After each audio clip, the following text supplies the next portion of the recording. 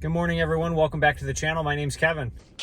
So I apologize that there has not been a video for a couple weeks. Well, there was a video last week, but it was me doing a cover song of a Radiohead song that I really like. So as you know, this channel is multifaceted. I have multiple things that I release on here, including my amateur music stuff. So if you're at all interested in that, please check it out. But if not, I'm going to continue to make content on my 2023 Chevy Colorado ZR2. So don't fret, those videos are still coming. Obviously, this is a video all about that.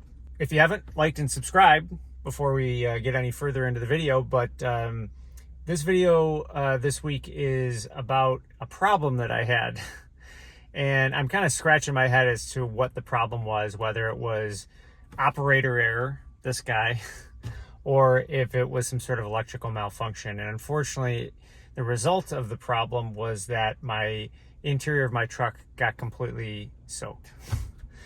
So we all know the feature, and I'll turn it around on here, that you press this button here and all four windows drop down.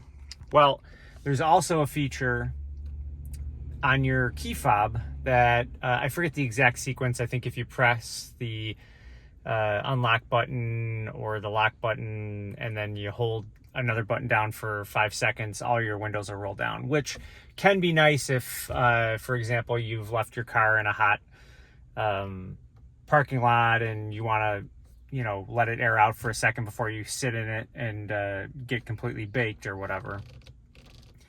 Well, I think that either that happened where my key fob accidentally got hit in the exact perfect sequence in order to do that, or something happened where the truck did it on its own, or there was some sort of other interference, that signal that came from another device that was close by that may have done the same exact thing. I don't know. I'm not too sure exactly what happened. What I do know is the key was not on my person at any time when this happened. So unfortunately, it was, I parked my car in the evening in the driveway. I closed and locked the doors. At that time, all the windows were completely closed. And I went inside, put my keys. Apparently, I put them in a spot that I don't normally put them. I put them on a bed in our spare bedroom and didn't realize that I'd left them there until the next morning. I was sitting on my front porch having a cup of coffee, and I looked over at my car or my truck and I realized that all four windows were rolled down. I also had the realization that it had rained all last night. So I'm like, oh, great. So I went over to the car and I was completely just like, everything got soaked on the sides here. So if I'll show you in here, like I had lifted out these little things that are in here. This was like puddled with water. There was water all throughout here, down here. And as you opened up these doors here, you could see that water was even down in this part right here. When I rolled up the windows, you could tell that water had gone down into the door itself. There was water here. There was water on the back side of these seats, all the way in the back, because all four windows were rolled down. It was soaked. The carpets were soaked. I had the rubber floor mats in, and at that time I realized, all right, well, I'm going to switch it out to the carpet mats because it's that time of year anyway.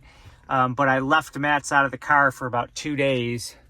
Thankfully, it was the weekend, so I was able to actually, and the following 2 days were sunny and warm and had a slight breeze. So I for those 2 weekend days, I had kind of left the truck sitting in the driveway in the sun with the windows rolled down, so that before I put the mats on, nothing was wet. So everything's dry.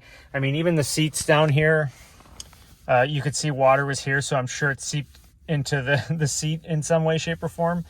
There was some slight water spots on this part right here, but other than that, I didn't really see any damage that it did. It just was like, I didn't want that to happen, obviously, and it remains to be seen if there'll be any complications from that moving forward.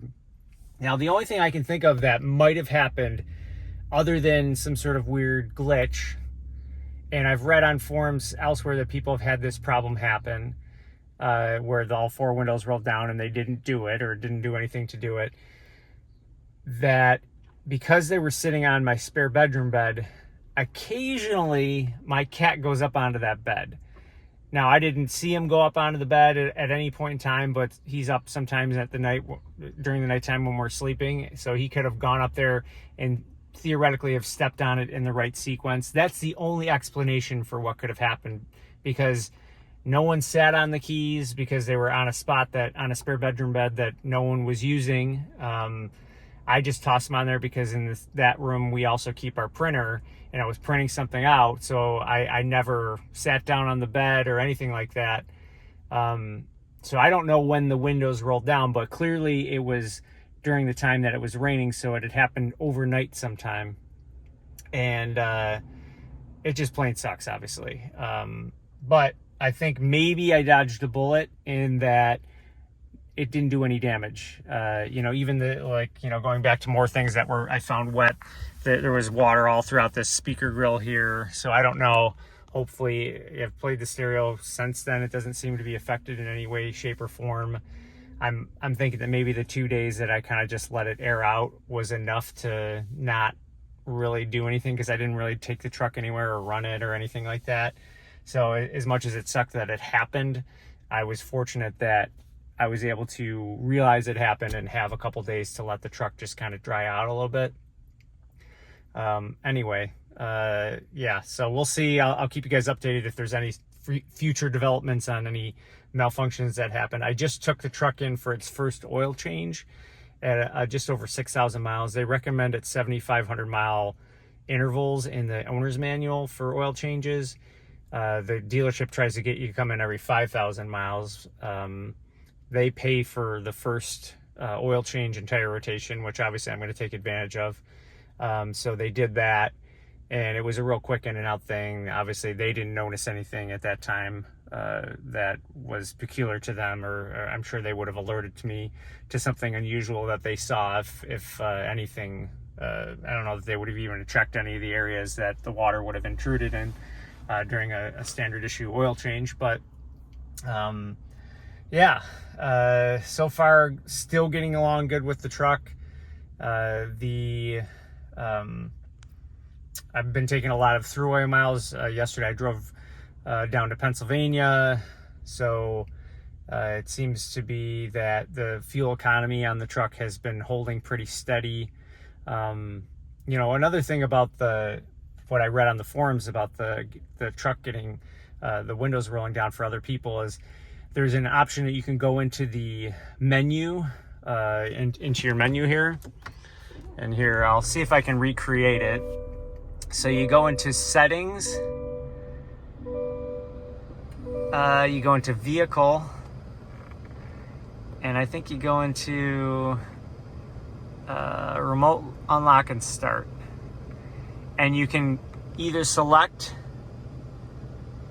remote window operation on. This was on. I actually went in and turned it off, because if for some reason that is a malfunction and this thing is just going to do it, then maybe this is something that will stop that whatever glitch. If it is a glitch, like I said, it still could be that I just put the keys down in a spot that maybe my cat hit and it made all four doors open, or four windows open, or whatever. So I'm going to leave that off for now, because as it sits, I don't think I'm going to use that feature. I live in a relatively cold climate for the most part. We obviously have hot summers, but if I really am concerned about the truck being blazing hot before I'm going to get into it, I can just do the remote start and cool it down with the air conditioning. Obviously, that'll waste a little gas, but I think that I'm not even going to bother using that feature. It still works. You'll see it still works with this one here, with the button. So it still rolls down manually like that. So it's not like it disables that button from working. So if I'm in the truck and I need to do that, then then I'll do it. You know, I don't think I can live without it being on the key fob if for some reason that's a malfunction that's happening. Anyway, that's pretty much it for this week. Oh no, one more thing actually. When I was at the dealership, while I was waiting for my truck to be finished, I looked around the lot to see if there's any other ZR2s on the lot, and actually I kind of wanted to see a ZR2 Bison, but I don't imagine there's going to be too many of those sitting on dealer lots for very long. People are probably just going to be ordering those in, and they're going to be, you know, in and out the same day or close to the same day. But there was maybe, I don't know, like 10 or 15 Colorados on the lot, and it was a good mix of, there was a few Trail Bosses, there was a few ZR2, or Z71s rather, there was no ZR2s whatsoever that I could see on the lot. There was some LTs, and yeah, I think that was it. Some LTs, some Z71s, and some Trail Bosses. And actually, while I was there, some guy was taking delivery of a Z71. I could see his sales associate showing him how to work everything in the truck, and all of the. You could tell that he was taking delivery because the tires were all glossed up with the tire shine. And yeah, so it seems that Colorados in general are pretty available at the present moment, but I don't know about the ZR2s, and especially the ZR2 Bison, whether or not you're going to be able to easily get your hands on one of those. I think when I looked online, this dealership that I got it from had some that were en route, but whether or not those were spoken for already or not, I don't know. But just thought that would be interesting to share. Obviously, you saw that I overlaid the footage of what I saw there, and you know, you can get a pretty good deal on them, I would bet, if there's that many of them there. And with interest rates the way they are right now, you probably can get a decent deal on them. And you know, with an MSRP of, you know, 42, 43 on a Z71 or a Trail Boss, I think that's a pretty good deal if you can go without some of the creature comforts that the Z71 or the ZR2 has. I think that's a pretty good deal on a truck that's pretty darn capable and can tow a fair amount for a mid-sized truck. All right, I promise you I'm done now. Like, subscribe, and if you have anything that you want to see a video about, put that down in the comments. I try and read and respond to all your comments. And having said that, I'll see you guys in the next video.